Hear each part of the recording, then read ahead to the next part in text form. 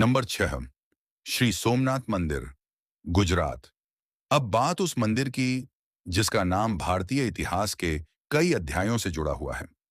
श्री सोमनाथ मंदिर, गुजरात के प्रभास पाटन में समुद्र के किनारे स्थित यह मंदिर भगवान शिव के 12 ज्योतिर्लिंगों में पहला ज्योतिर्लिंग माना जाता है।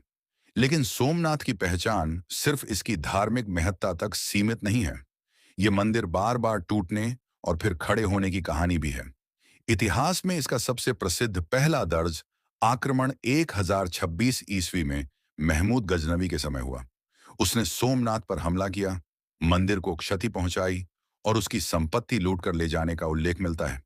लेकिन कहानी यहीं खत्म नहीं हुई। 12वीं शताब्दी में राजा कुमारपाल ने सोमनाथ का भव्य पुनर्निर्माण कराया। इसके बाद 1299 में अलाउद्दीन खिलजी की सेना ने गुजरात पर आक्रमण किया और सोमनाथ को फिर नुकसान पहुंचाया।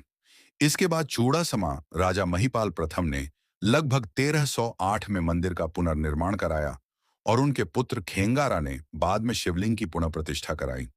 फिर 1395 में जफर खान के समय मंदिर पर एक और बड़ा आक्रमण हुआ। बाद के समय में गुजरात के सुल्तानों के द्वार में भी सोमनाथ को नुकसान पहुंचाया गया और 17वीं से 18वीं शताब्दी में औरंगजेब के शासनकाल में भी सोमनाथ को नष्ट करने और वहां मस्जिद बनाने के प्रयास का उल्लेख सरकारी स्रोतों में मिलता है।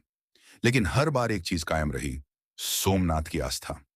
18वीं शताब्दी में लोकमाता अहिल्याबाई होलकर ने 1783 में पुराने अवशेषों के पास एक नया सोमनाथ मंदिर बनवाया, जिससे यह तीर्थ फिर सक्रिय हुआ और फिर आया आजाद भारत का दौर। 1947 में सरदार वल्लभ भाई पटेल ने सोमनाथ के पुनर्निर्माण का संकल्प लिया।